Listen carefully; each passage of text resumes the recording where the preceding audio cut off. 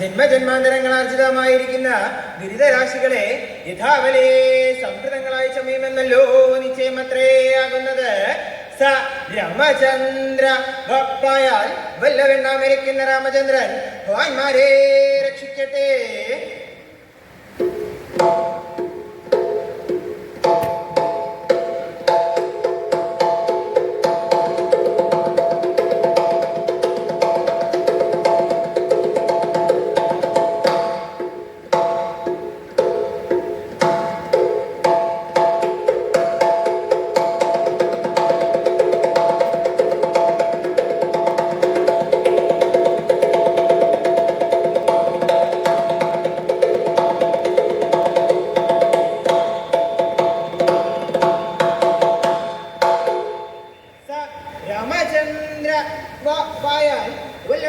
രാമചന്ദ്രൻ ഭഗവാന്മാരെ രക്ഷിക്കട്ടെ. എങ്കിലോ പണ്ട് സൂര്യവംശശ്രേഷ്ഠനായിരിക്കുന്ന ഭഗവാൻ ശ്രീരാമചന്ദ്രൻ അനുജനായിരിക്കുന്ന ലക്ഷ്മണനോടും സുഗ്രീവാദിവാന വീരന്മാരോടും കൂടി രാവണവധത്തിനായി കൊണ്ട് പുറപ്പെട്ട് സമുദ്രം അതിക്രമിച്ച് ലങ്കയുടെ ഉത്തരഗോപുരദ്വാരത്തിങ്കൽ സേനാനിവേശം ചെയ്തു വർദ്ധിക്കുന്ന കാലത്തിങ്കൽ രാക്ഷസ ചക്രവർത്തി രാവണൻ രാമലക്ഷ്മണന്മാരുടെയും വാനരസൈന്യത്തിന്റെയും ശക്തി അറിയാനായിക്കൊണ്ട് ശുഖസാരണന്മാരാകുന്ന രണ്ട് രാക്ഷസന്മാരെ നിയോഗിപ്പോധം ചെയ്തു. തദനന്തരമാകട്ടെ ശുഖസാരണോ ശിഖരോ രക്ഷോദിരാജ്ഞയാ ഗത്വാ വാനരവാഹിനേ പരിസരം വിഘ്നായ തത്വൈഭവം ഈശൈരാശുനി പീഡിതൗ കരുണയാ രാമേണ മുക്തൗ തഥാ ലങ്കാനേത്യ ച രാവണം കൃതനദേ സാശങ്കമിത്യോചതോ.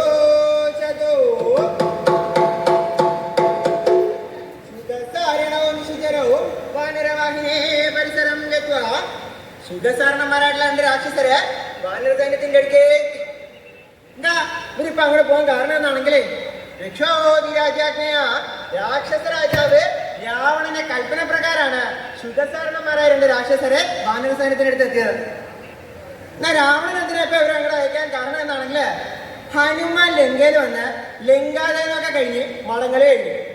അപ്പൊ രാവണൻ വിചാരിച്ചെന്താ പരിഭ്രമിക്കാനൊന്നുമില്ല, ഒരു കുരങ്ങൻ വന്ന് ചില വ്യക്തിയൊക്കെ കാട്ടിൽ അങ്ങോട്ട് പോയി അത്രയും നിരയിച്ചുള്ളൂ.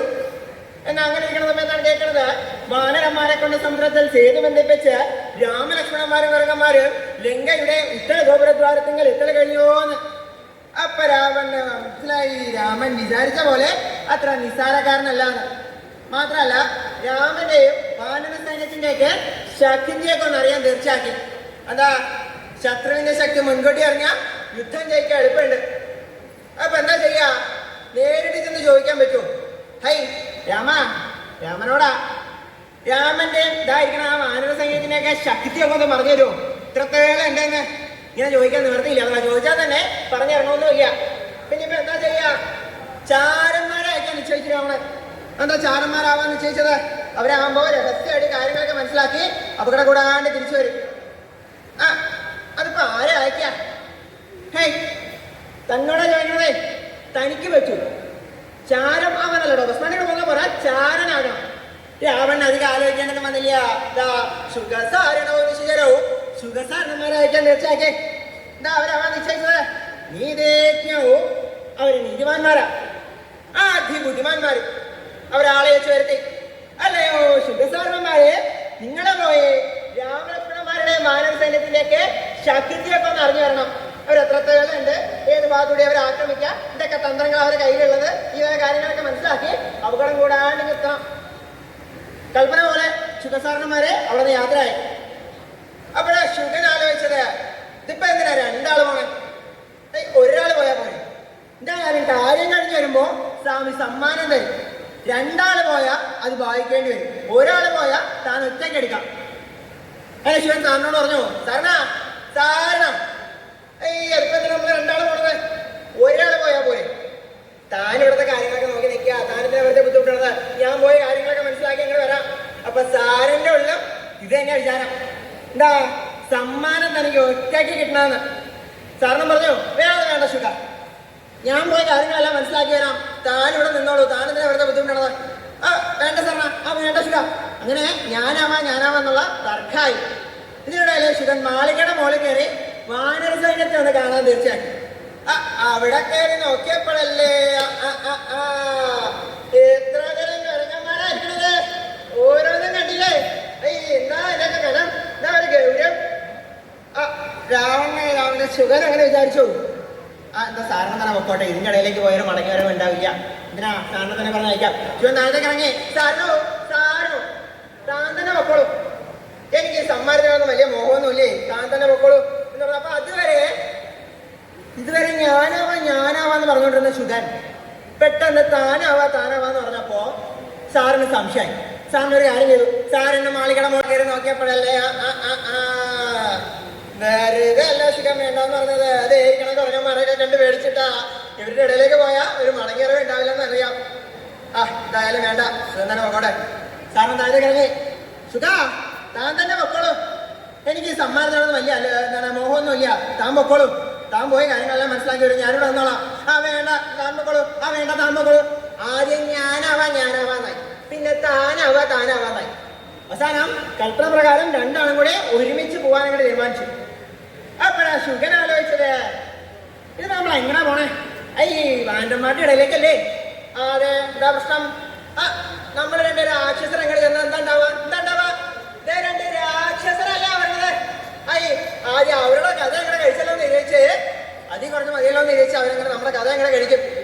അത് വേണ്ടല്ലേ? പിന്നിപ്പോ എന്താ ചെയ്യാ? ഇവിടെ ഈ ചാരന്മാര് വേഷന്മാരി പോവാന്ന് കേട്ടിട്ടുണ്ട്. ഈ പ്രച്ഛന്ന വേഷത്തിലേക്ക് നമുക്ക് വേഷന്മാരെ പോവാം. ഇപ്പൊ എന്ത് വേഷമാരാ? കെട്ടണ സ്ഥിതിക്ക് നമുക്കിത് വലുതായിക്കോട്ടെ. നമുക്ക് രണ്ട് ആന ആയാലും നല്ല കൊമ്പും തുമ്പിക്കൈകളും നല്ല രണ്ട് കൊമ്പനാന വാനന്മാരുടെ ഇടയിൽ കൂടെ നടക്കുകയും ചെയ്യാം. കുറഞ്ഞതിന് തുമ്പിക്കൈ കൊടുത്ത് എറിയുകയും ചെയ്യാം. കിരണത്തിന് ചവിട്ടി അരയ്ക്കുകയും ചെയ്യാം. ഭാഗമായി. ഇവിടെ ഈ വാനന്മാര് കാട്ടിലുള്ളവരല്ലേ, അവർക്ക് ഈ ആനയെ കണ്ടാ പേടി ഉണ്ടാവോ? നമ്മൾ രണ്ട് ആനകൾ ഇപ്പൊ അങ്ങനെ ചെന്നാ എന്താ ഉണ്ടാവാ? രണ്ട് ആനല്ലേ പറഞ്ഞത്. ആദ്യം അവരുടെ കഥ എങ്ങനെ കഴിക്കാം.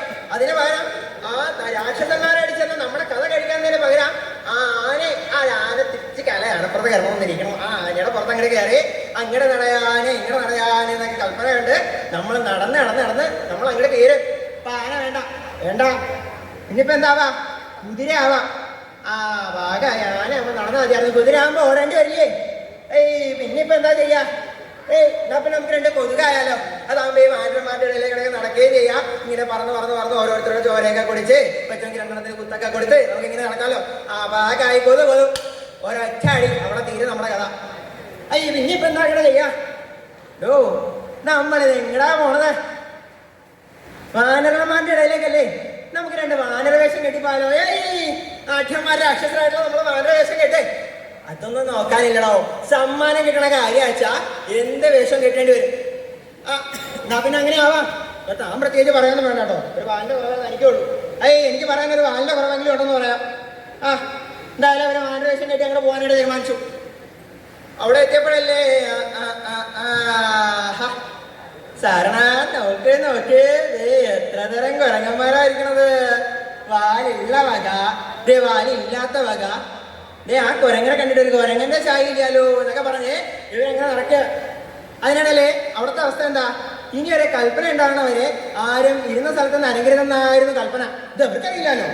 ഇവരെങ്ങനെ വാനന്മാരുടെ ഇടയിലെ വാനന്മാരെയൊക്കെ നോക്കി ഇങ്ങനെ നടക്കാൻ തുടങ്ങി. അപ്പോഴാണ് അവിടെ ഒരു കേട്ടത്, ആരവിടെ കൽപ്പന എങ്കിച്ച് നടക്കണത്? എല്ലാരും ഇരിക്കണില്ലേ? ആരവിടെ കൽപ്പന എങ്കിച്ച് നടക്കണത്? എടോ ഇവിടെ നടക്കാൻ കൽപ്പനയോ? എടോ ഈ കുരങ്ങന്മാർ ഓടുകയും ചെയ്യാൻ നമുക്ക് ഓടാം. അങ്ങനെ ഇവർ ഓടാൻ തുടങ്ങി. ആരവിടെ കൽപ്പന എങ്കിച്ച് ഓടണമെന്ന് കേട്ടില്ലേ? ഓടാനും കൽപ്പനയോ? സരണ അബദ്ധം പറ്റിയ നമ്മക്ക് എങ്ങനെയാ? ഈ വാനരന്മാർ ഓടി നടക്കുന്നല്ലേ ചെയ്യാ, ചാടിയല്ലേ ചെയ്യാ. അവരെങ്ങനെ ചാടാൻ തുടങ്ങി. ആരവിടെ കൽപ്പന എങ്കിച്ച് ചാടണത്? ചാടാനും കൽപ്പനയോ? ശിവ അങ്ങനെ ഇവരൊക്കെ കൂടി ചേർന്ന് ഓടിച്ചാടി ഞങ്ങൾ നടക്കാൻ തുടങ്ങി. അങ്ങനെ ഇവർ പിടിക്കപ്പെട്ടു. നിങ്ങൾ ആരാ? ആരുടെ കൂടെ ഉള്ളവരാ? എന്താ ഇവിടെ ഇരിക്കണത്? ആരുടെ കൂടെ ഉള്ളവരാ? ആരുടെ കൂടെ ഉള്ളവരാ? ആരുടെ കൂടെ ഉള്ളവരാണോ? നിങ്ങൾ ആരുടെ കൂടെ ഉള്ളത്? പനസന്റെയോ നീലന്റെ ശിഷ്യണന്റെ ആരുടെ കൂടെ ഉള്ളവരാ? നമ്മളെ പന പന പന പന. ഇത് പനയോ? നേതാവിന്റെ പേര് കൃത്യമായിട്ട് അറിയില്ലേ? പനസൻ. നമ്മളെ പനസന്റെ കൂടെ ഉള്ളവരാ. പനസന്റെ അടുത്തേക്ക് കൊണ്ട് ചെന്നു. പനസോ എന്താ താനിങ്ങനെ? പനസൻ പറഞ്ഞു, ഇവരെന്റെ കൂടെ ഉള്ളവരൊന്നല്ല, എനിക്ക് ഇവരായിട്ട് അറിയത്തോ ഇല്ല. നിങ്ങളെ കളവ് പറഞ്ഞാണല്ലേ. ഇപ്പൊ നിങ്ങൾ ആരാ നമ്മളീ മനസ്സല്ല മറ്റേ മനസ്സൻ. ഏത് മനസ്സൻ? മറ്റേ മനസ്സൻ. ആ നീലനോ? അവർക്കിപ്പോ നീലായാലും വിരോധമില്ല, പച്ചയായാലും വിരോധമില്ല, ചോപ്പായാലും വിരോധമില്ല, അടി കിട്ടുന്നതേ ഉള്ളൂ. നീലന്റെ അടുത്ത് ഞാൻ കൊടുത്തിരുന്നു. നീല ഇവര് തന്റെ ഉള്ളവരാന്നാ പറയണേ. എന്താ കൽപ്പന എല്ലാവർക്കും ബാധകല്ലേ? നീല നോക്കിയിട്ട് പറഞ്ഞോ ഇവരെന്റെ ഉള്ളവരൊന്നും അല്ല, അവരെന്റെ അറിയത്തുമല്ല. നിങ്ങളെ കളവ് പറഞ്ഞാണല്ലേ കൊടുത്തോ പ്രകരം ഈശൈരാശിപീഡിതോ. വാനരന്മാരുടെ പ്രയോഗം ഇവരുടെ നിലവിളി. അങ്ങനെ വാനരന്മാരുടെ ഓരോരോ അടിയൊക്കെ വയ്ക്കുന്നോറും ഇവരിങ്ങനെ നിലവിളിക്കാൻ തുടങ്ങി. അവസാനം ഇവർക്ക് മനസ്സിലായി രക്ഷപ്പെടണമെന്നുണ്ടെങ്കിൽ സ്വാമി ശ്രീരാമചന്ദ്രൻ തന്നെ വിചാരിക്കണമെന്ന്.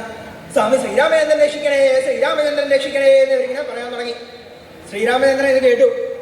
സുഗ്രീവ എന്താ അവിടെ ഒരു ബഹളം? ഇന്ന് പോയി അന്വേഷിച്ച് വരിക. സുഗ്രീവൻ വന്നു. അവരെല്ലാവരെയും സ്വാമിയുടെ അടുത്തേക്ക് കൊണ്ടു ചെന്നു. സ്വാമി ഇവരാണ് അവിടെ ബഹളം വെച്ചത്. എന്താ അവിടെ ബഹളം വെച്ചത്? സുഗ്രീവന്റെ കൽപ്പന എല്ലാവർക്കും ബാധകല്ലേ? സ്വാമി ഇവരവിടെ കൽപ്പന ലംഘിച്ച് നടന്നു. അപ്പോ നമ്മൾ അവരെ പിടിച്ചപ്പോ ഇവര് പനസന്റെ കൂടെ ഉള്ളവരാന്ന് പറഞ്ഞു, പനസനെ അറിയില്ല എന്ന് പറഞ്ഞു. നീലന്റെ കൂടെ ഉള്ളവരാന്ന് പറഞ്ഞു, നീലൻ അറിയില്ല എന്ന് പറഞ്ഞു. അവരുടെ കളവ് പറഞ്ഞു, നമ്മൾ ഓരോന്ന് കൊടുത്തു. പിന്നെയും കളവ് പറഞ്ഞു, ഓരോന്ന് കൊടുത്തു. പിന്നെ അവര് നിലവിളിച്ചു. പിന്നെ നമുക്ക് ദേഷ്യം വന്ന് ഓരോന്ന് കൊടുത്തു. മതി മതി മതി, ഈ കൊടുക്കലും അങ്ങനൊന്നും വേണ്ട. എന്താ നിങ്ങൾ ആരുടെ കൂടെ ഉള്ളവരാ?